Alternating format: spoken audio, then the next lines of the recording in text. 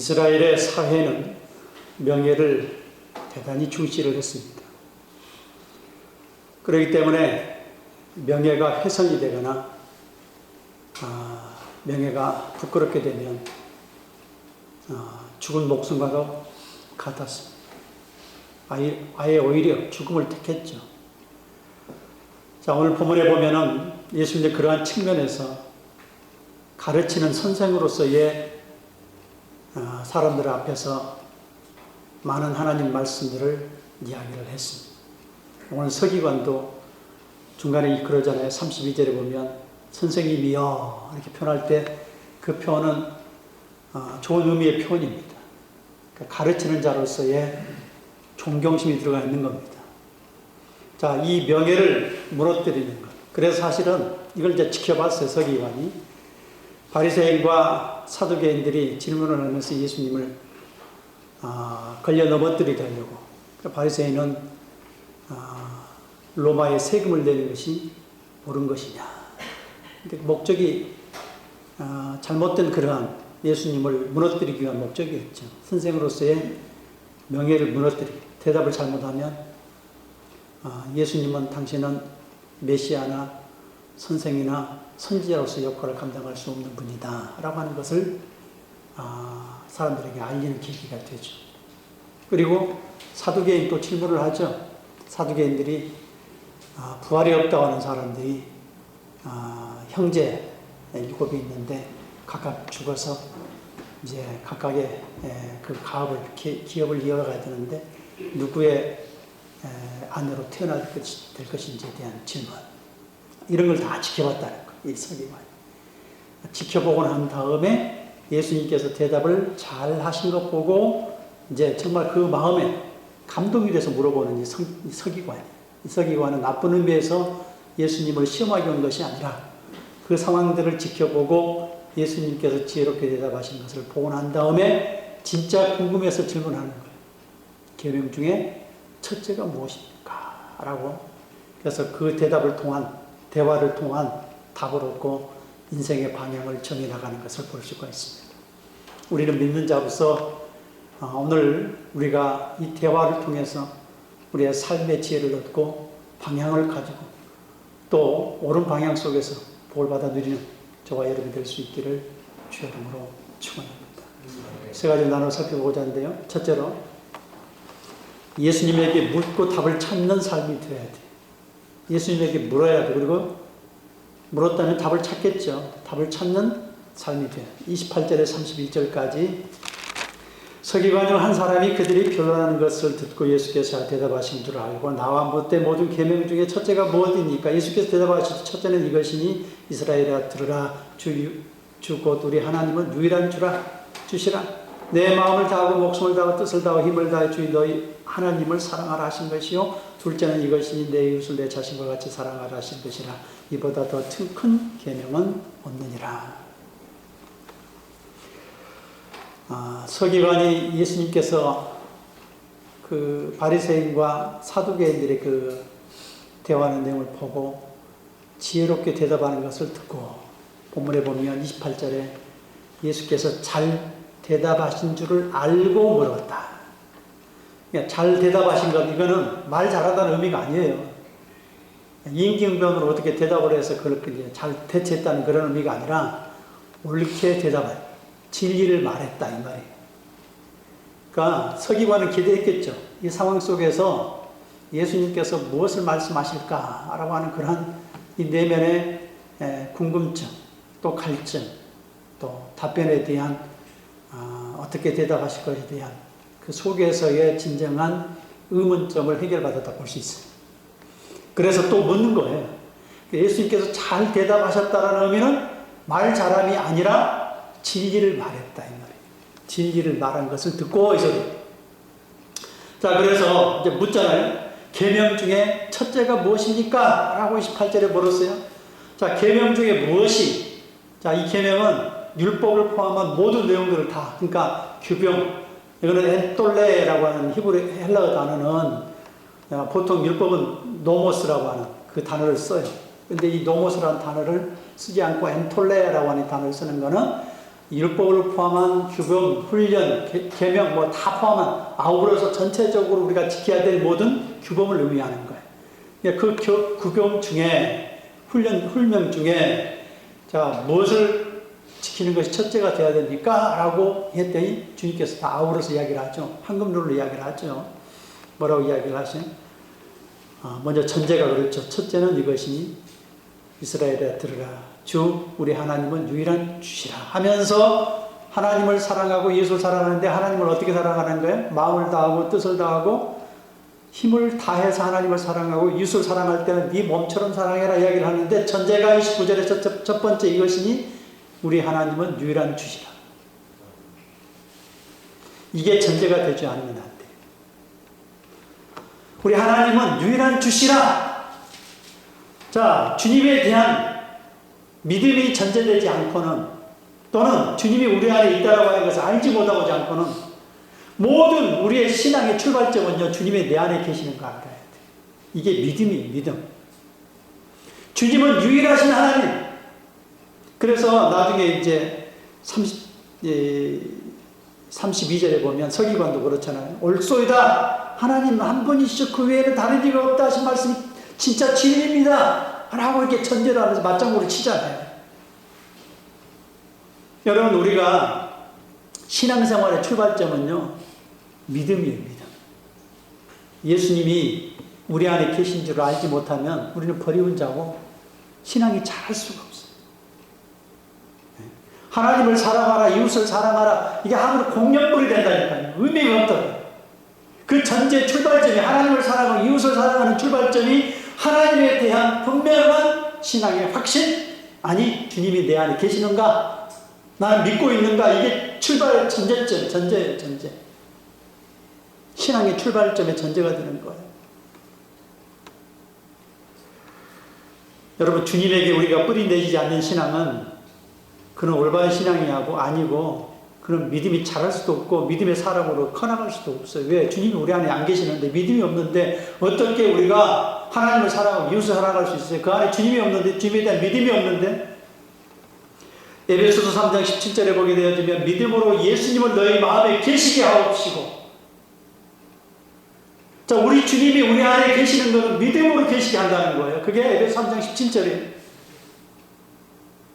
우리 마음에 예수님이 계시는 것은 믿음으로 우리 안에 들어오게 하신 것이고, 우리 안에 들어오신 그 예수님이 계시다 그러면 거기서부터 믿음이 출발점이 되어서 신앙이, 우리의 신앙의 삶이 열매로 나타나게 되어지고 방향이 바뀌는 거예요. 그래서 성경에 베드로후서 1장 4절에 보면 믿음으로 출발을 해요. 그래서 우리가 신의 성품에 다다른다.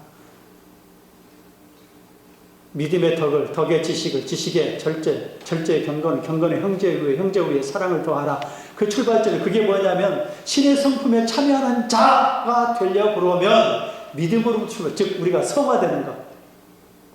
여러분, 우리가 사람이 변화되는 것은 내 안에 주님이 계셔서 그 주님이 계시는 그 믿음을 출발점으로 삼는다는 거예요. 그게 베드로후서 1장 4절 이하의 내용이에요. 밑덕지 절인견, 믿음으로 출발한다. 믿음이 시작의 출발점이에요. 그래서 제일 앞에다 내세운 거예요. 믿음의 덕을 이렇게 쭉 해서 나오잖아야 그게 성화해야 되는 과정이, 주님을 닮아가는 과정이, 우리가 변화되는 과정이. 변화가 어떻게 되냐? 내 안에 있는 주님을 믿는 거예요. 믿음이 자라는 것도 내 안에 있는 주님이 믿는 거예요. 그래서 로마서 1장 17절에 이야기를 하지 않습니까? 17절에 보면, 16절 17절에 보면 거기에 하나님, 복음에는 하나님의 의가 나타나서 믿음으로 믿음에 이르게 하나니 오직 의인은 믿음으로 살리라. 믿음으로 믿음에 이르게. 믿음으로 시작해서 믿음으로 완성이 되는 거예요. 믿음이 없으면 출발점 자체가 세워지질 않아요. 여러분, 우리가 예수님을 안 믿고 하나님을 믿을 수 있어요? 하나님을 사랑할 수 있어요? 하나님 계명을 지킬 수 있어요? 하나님을 사랑할 수 없고 이웃도 사랑할 수 없다고요. 이웃을 사랑하는 것도 주님의 이름으로 사랑하는 거예요. 우리가 세상에서 다른 쪽에서 이야기하는 그런 이타적인 인간적인 인본주의적 그런 사랑을 의미하는 것이 아니라 전제가 하나님이 없으면 그 사랑은 진짜 사랑이 아니다라고 해요. 왜? 하나님이 들어가야 돼. 이웃 사랑할 때도, 그 이웃 사랑할 때도 주님으로 사랑하는 거예요. 주님으로. 그래서 곧 우리 하나님은 유일한 주시라. 그래서 그의 전제가 돼서 그런 다음에 하나님을 내 마음을 다하고 목숨을 다하고 뜻을 다하고 힘을 다해서 또 주 너희 하나님을 사랑하라 이야기했는데, 마음과 목숨과 뜻을 다한다는 건 뭐예요? 힘을 다한다는 건 네 인격을 다해, 인격. 여러분, 우리가 주님을 인격적으로 만나면요, 자기 목숨을 하나님께 드려요. 전제가 인격으로 만나는 거예요. 우리의 자녀들한테도 믿음을 가르칠 때 그 자녀들이 믿음으로 주님을 만나면 신앙생활을 하지 말라고 해도요, 확 변화가 돼요. 우리의 사람들도 그래요. 주님을 만나지 않으면 그냥 겉돌잖아요. 속에 내면의 변화가 없으니까. 근데 진짜 주님을 인격적으로 만나면요, 신앙생활을 하지 말라고 해도 해요. 주님을 인격으로 만나기 때문에 그래요. 주님을 인격으로 만나고 난 다음에는요, 교회 오지 말라고 해도 교회 그냥 자기 기도하게 되고 말씀 보게 되고, 말씀에 정말 이 송이불처럼 다 말씀. 인격으로 만나면요, 뭐 하지 말라고 해도 왜 한다니까. 그게 오늘 본문 속에서 사실 그런 의미예요. 마음과 목숨과 뜻과 힘을 다한다라고 하는 것은 너의 모든 인격을 다해서 하나님을 사랑하는데, 그 인격을 다해서 하나님을 사랑할 수 있는 마음은 인격으로 만나야만 된다 이 말이에요. 자, 내 안에 오직 유일하신 하나님이라, 그 주님이 내 안에 들어와서 인격으로 내가 주님을 만나면 말하지 않아도, 그러니까 전제가 그렇다. 하나님은 유일하신 줄 알아. 만나면 우리의 인생을 하나님 앞에 바친다. 사도 바울이 그랬잖아요. 방향이 확 바뀌잖아요. 방향이 바뀌게 돼 있어요. 그리고 난 다음에 둘째는 이것이니 내 이웃을 자신과 같이 사랑하라 하신 것이라, 이렇게 표현했는데, 자, 하나님을 내 인격을 통해서 만나게 되면 다 나를 드리잖아요. 그런 다음에 이웃도 그 주님을 알고 있는 그 사람은 이웃을 향해서도 그냥 사랑하는 것이 아니라 주님의 사랑으로 사랑하게 된단 말이에요. 그래서 자기를 내어놓게 된다. 그러니까 이웃을 사랑하는 것, 그냥 사랑하라 말을 해서 되는 게 아니라 주님을 만나는 거예요. 주님을 만나는 거예요. 네. 이게 사실은요, 신명기에 있는 말씀에 6장에 있는 말씀이에요. 이 내용을 그대로 쉐마 이스라엘아, 이스라엘아 들으라, 이 말을 반복해서 이야기하는 거예요. 이 말이 하나님은 우리가 유일하신 주라 라고 이야기를 하시면서 그 다음에 이 말을 그냥 그대로 이용을 하는 거예요. 진짜 우리가 드려야 될 게 뭐냐? 주님을 인격적으로 만나는. 그러면 주님에 대해서 내가 충성하게 되었고, 그런 다음에 이웃을 향해 나를 드릴 수 있는 삶이 되는 거라 라고 하는 것을 이야기를 하고 있지. 자, 이게 사실은 첫 번째, 두 번째 의미를 제가 누누이 반복해서 이야기했죠. 여러분, 우리가 주님을 만나는 게 첫 번째예요. 둘째는요, 그 주님을 만난 걸 가지고 이웃을 향해서 나가야 된다라. 그래야 주님의 사랑으로 사랑하는 거예요. 인간적으로 사랑하는 게 아니라 주님의 사랑을 가지고 주님으로 사랑하는 거예요. 주님으로. 내가 내 입으로 사랑하는 게 아니라 주님으로 사랑하는 거예요. 그래서 첫째는 둘째는 이야기하실 때 그 의미가 그런 의미라 이 말이에요. 그래서 뒤바꿔 놓는 거, 이게 뒤바꿔 놓으면 안 되는 거예요.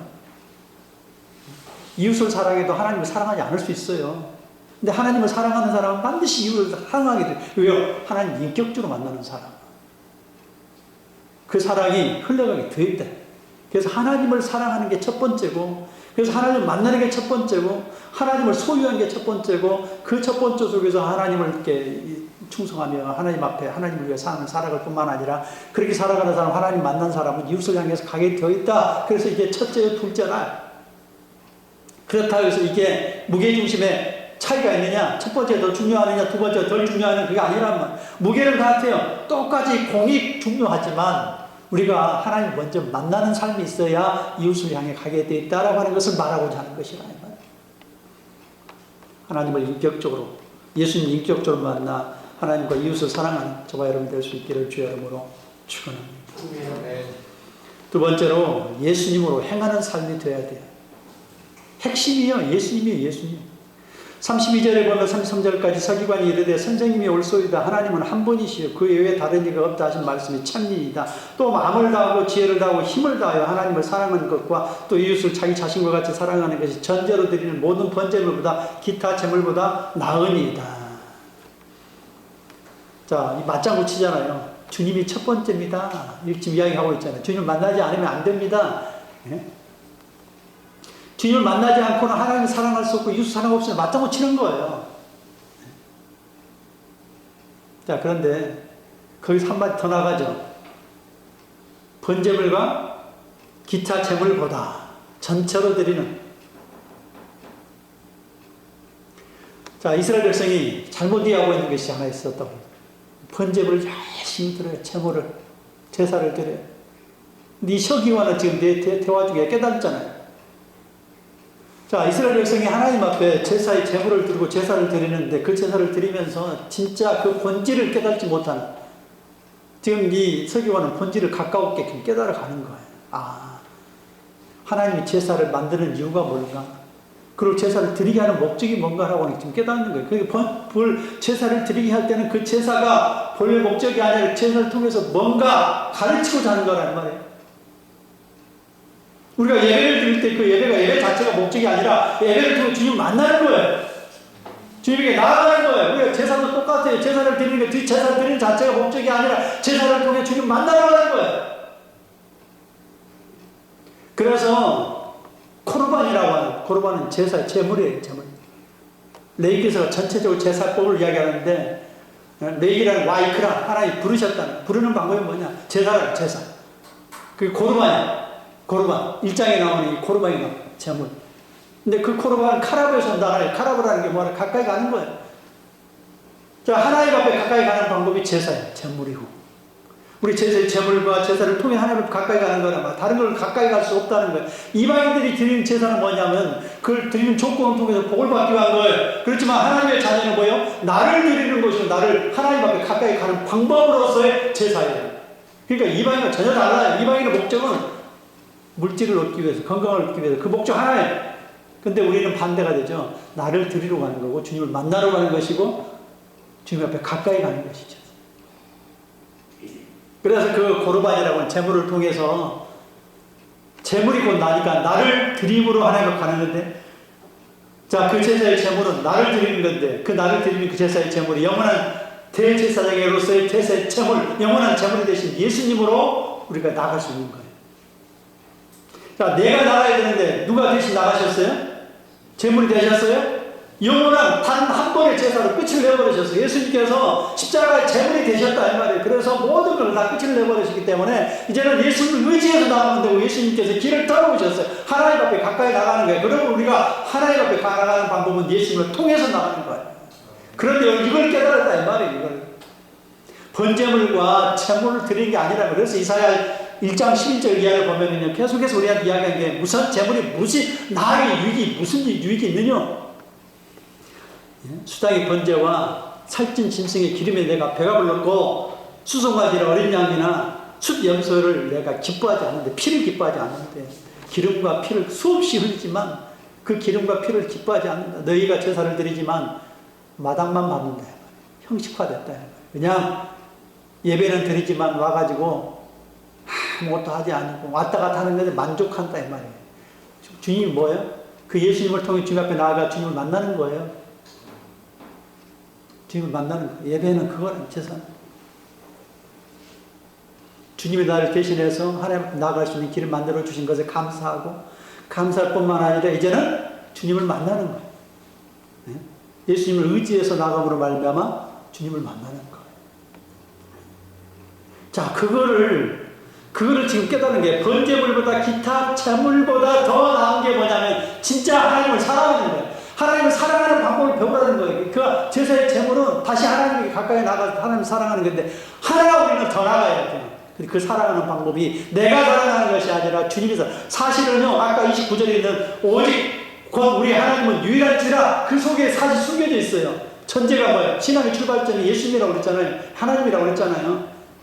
그것처럼 우리가 하나님을 사랑하고 이웃을 사랑하는 건 내 힘으로 되는 게 아니라고 그랬잖아요.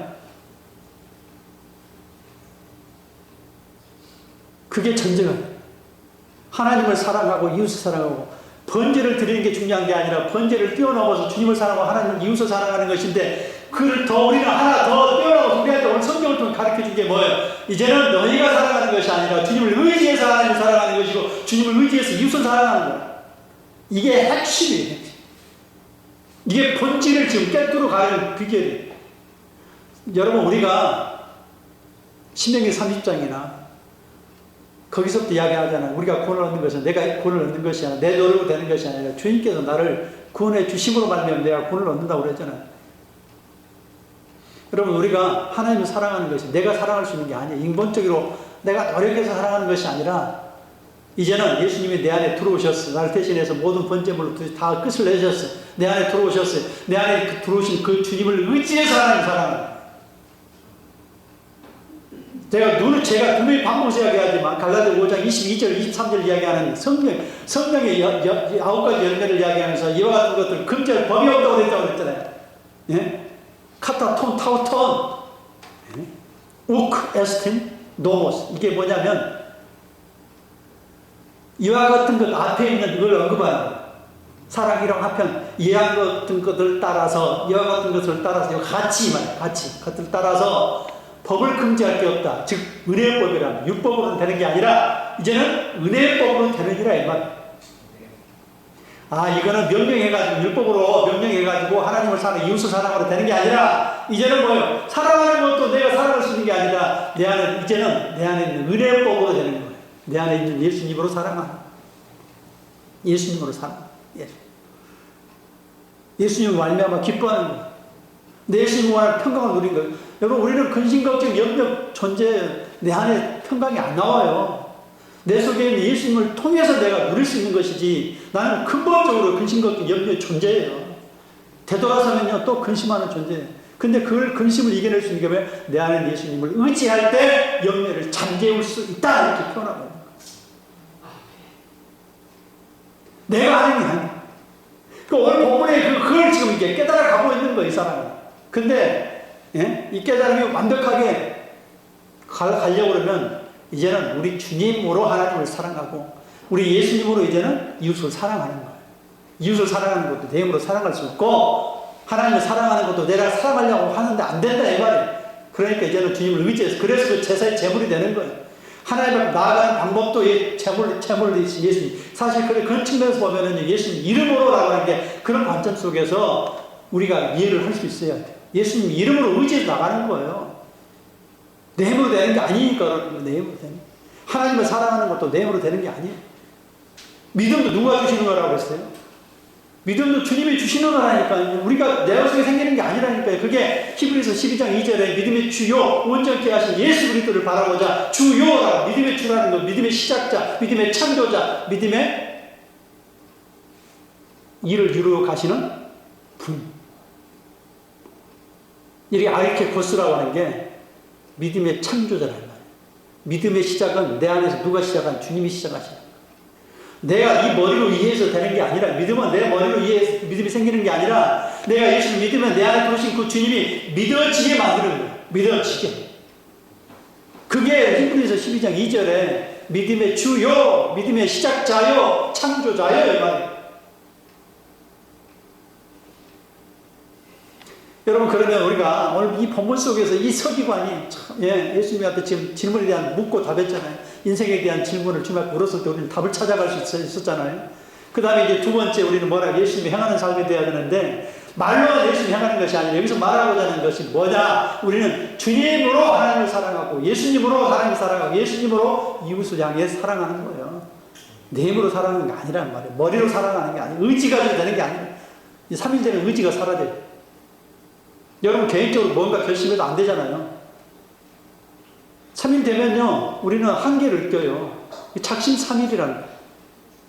우리의 의지, 지식, 판단 가지고 안 되는 거예요. 그래서 우리는 우리 안에, 그래서 그게 내 안에 계신 예수님을 사는 거예요. 예수님을 사는 거예요. 신명기 6장 6절에 보면은, 여기 말씀에 나온 근거, 요구, 연용을 이용을 한 거니까, 말씀을 마음에 새기고 부지런히 가르치라는 거예요. 그래서 그 말씀을 가르치는데 어떻게 가르치느냐면, 이 집에 있을 때든지, 길을 갈 때든지, 앉았을 때든지, 일어났을 때든지, 그 다음에 이 머리에다가는 이마에, 그러니까 손에다 손목에 기호를 삼고 이마에는 표를 삼아서, 그 다음에는 그 물을 나갈 때 좌우 설주에다가 거기에 하나님의 말씀을 기록해놓은 그 말씀을 보고 나가고 들어올 때도 보고 들어올 수 있도록. 그러니까 삶 자체가 잠을 잘 때나 일어날 때나 길을 갈 때나 들어오고 나갈 때나 모든 게 다 하나님 말씀으로 살아가는 삶. 그러면 우리가 삶이 어떻게 바뀌느냐면 주님 말씀에 의해서 지배를 받고 말씀으로 그 존재가 바뀌어가는 거예요. 말씀을 먹으니까 우리가 무슨 음식을 먹느냐에 따라서 먹는 음식에 의해서 그 존재가 바뀌잖아요. 살과 피가 돼서 우리 존재가 바뀌는 것처럼 말씀으로 머리부터 발끝까지 다 도배가 된 삶, 살과 피가 되는 삶, 말씀이 우리 살과 피가 되어질 때 삶 자체가 어떻게 돼요? 주님으로 화되죠. 우리 존재가 주님화되는, 예수님화되는 거예요. 그러니까 신명기 6장의 말씀이 그런 의미를 가지고 있어요. 말씀을 가르치는 거, 부지런히 가르친다는 의미가, 말이란 그 단어가, 현안이라는 단어가 날카롭게 정확하게 명료하게 소리예요. 말씀을 두루뭉술하게 가르치면 두루뭉술한 삶 살아요. 또는 그걸 이해하면 두루뭉술하게 살아요. 근데 말씀을 정확하게 예수를 볼 줄 알고 예수를 정확하게 깨뚫고 예수님으로 살아가는 삶이 돼 샤프한 삶을 살아가는 거예요. 그게 현안의 의미예요.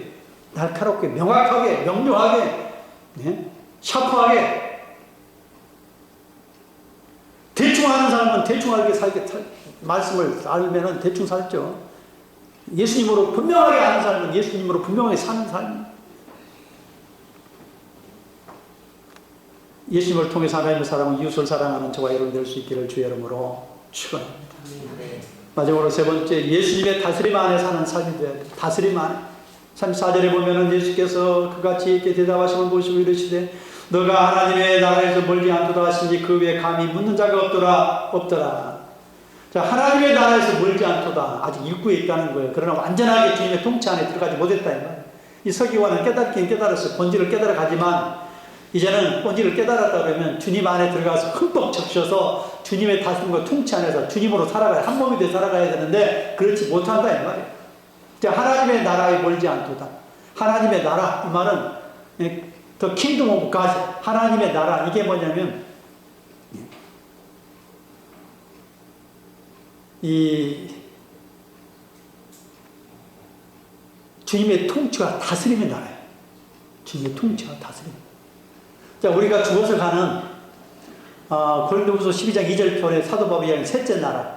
우리가 보통 그냥 천국이라고 표현하는데 사실 그 천국이라는 단어도 마태복음을 통해서 천국이라는 단어가 나오기 때문에 헷갈려요. 왜요? 유대인들은 이제 마태복음은 유대인들에게 편지한 내용이 사도 바울이 그렇기 때문에 유대인들한테는 보통 하나님이라는 단어를 잘 안 써요. 엘로힘이라는 단어를 잘 안 쓴다. 왜요? 그 사람들은 하나님의 이름에 경외심이 있기 때문에 그냥 보통 어떻게 쓰느냐면 하늘나라 이렇게 표현해요. 그래서 하늘나라를 한국어로 한문으로 표현하면 천국이 되잖아요. 그러니까 사람들이 오해를 많이 하고 이 단어 속에서는 천국하고 하나님의 나라, 왕국하고 이게 혼용돼서 사용하지만 문맥 속에서 우리가 다 읽어내야 돼. 근데 이제 우리가 구별해야 될 게는 고린도후서 12장 2절에 이야기하는 것처럼 셋째 하늘을 이렇게 표현하잖아요.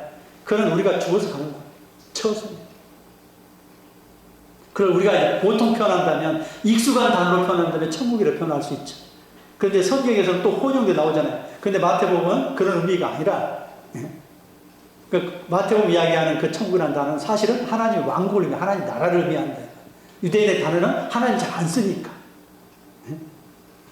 그래서 그냥 우라노스 하늘이라는 그 단어, 헤븐이라는 단어를 쓰는 거예요.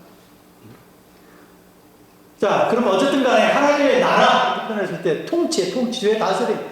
내 안으로 들어와라 이 말이에요. 근데 아직 들어오지 뭐 입구에 있다는 말. 가까이로 왔으니까 가까이 오기 중요한 게 아니라 우리가 신앙생활에서 교회에 나오면서 진짜 주님 안에 통치 안으로 들어온 것하고 입구에 머물러서 그냥 왔다 갔다 하는 거 신앙이 다르죠.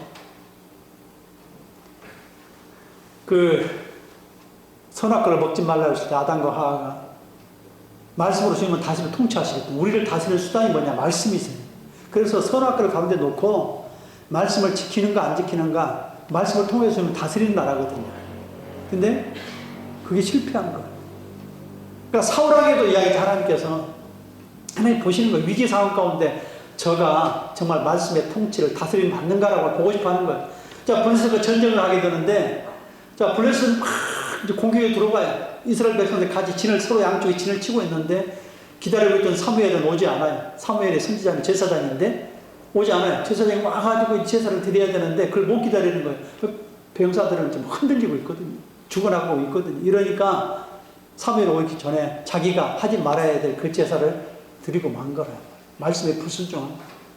그리고 나중에 또 아말렉 군사에 치라고 그랬을 때 그들을 전멸시켜라 이야기를 했는데 좋은 동물들을 다 남겨놓고 아가가 왕도 살려놨어요. 하나님 말씀에 절대적으로 불순종했죠. 자, 하나님 말씀에 불순종한 왕이 되면 이스라엘 백성들은 하나님 앞 다스림받는 백성이 될 수가 없죠. 하나님의 나라는 하나님 말씀에 순종하는 백성들이, 그런 순종하는 사람, 다음 사람이 누구예요? 다윗을 통해 하나님께서 픽업해서 사용하시잖아요. 하나님 말씀에 100% 순종할 수 있는 사람. 하나님은 우리를 뭐로 다스려요? 말씀으로 다스려요. 우리를 말씀으로. 그러니까 하나님의 나라는 통치와 다스림은 어떻게 해요? 말씀에 순종하는 거예요. 우리가 이 강단을 통해 선포되는 이 말씀을 통해서 또는 이 성경 말씀을 통해서 말씀이 그렇게 이루어졌다 또는 말씀을 그렇게 행해야 된다라고 이야기했을 때 우리는 그 말씀을 따라 살아가는 삶, 순종하는 삶이 될 때 하나님의 나라의 통치를 받는 거예요. 다스림을 받는 거예요. 그것이 오늘 본문에 이야기하는 하나님의 나라의 의미라요. 하나님의 나라의 의미. 입구에 서 있어는 안 돼요. 들어갈까 말까에 아직 확 들어가야 돼요. 그러니까 서기관은 아직 입구에 있다만, 그렇지만 우리가 지금 준 교훈은 뭐예요? 주님 안에 완전히 들어가서, 아니 주님이 내 안으로 들어오셨으니까 이제는 주님으로 다스림을 받는 삶. 뭘요? 말씀으로. 내 안에 계신 예수님이 뭘 말씀하셔요? 뭘 이야기하셔요? 하나님 말씀으로 말씀하시는 거예요. 우리에게 성경을 통해서 말씀하시는 거예요. 베드로가 그 전형적인 모습을 보여주잖아요. 우리가 어떤 모습을 순종해야 될지. 누가복음 5장에 밤새도록 자기 노력으로, 인간의 노력으로 살아왔는데, 예? 가서 그물을 던져라 그러니까 말씀에 의지해서 내가 가겠다고 그랬더니 2배의 장기도 잡았잖아요. 요한복음 21장에서는 오른편에 던지라고 그랬더니 오른편에 던졌더니 153마리가 잡혔잖아요. 말씀에 순종했더니 잡혔다. 죄의 다스림이에요, 다스림. 그물은요, 말씀의 복음의 그물이에요. 우리 주님 앞으로 들어가는 삶. 하나님의 나라는 말씀에 순종하는 삶. 하나님의 통치는 주의 말씀에 다스림을 받는 삶. 이것이 주의 나라예요, 주의 나라. 자, 주님이 오셔서 하나님의 나라가 시작이 됐어요. 그리고 다시 주님이 재림하시면 그 나라가 완성이 돼서 이제 영원한 천국이 이루어지겠죠. 그러면 우리는 그 안에 살아가는 삶에 하나님의 통치와 다스림을 받는 삶은 어떻게 살아가느냐? 이제는 말씀으로 순종하는 삶. 그 말을 더 정확하게 표현하면 내 안에 있는 주님으로 살아가는 삶. 내 안에 있는 주님으로 살아가는 삶. 내 안에 있는 주님이 나를 끌고 가는 삶. 그게 다스림. 말씀을 통해서 내 안에 있는 주님으로 순종하며 살아가는 삶이 될 수 있기를 주의 이름으로 축원합니다.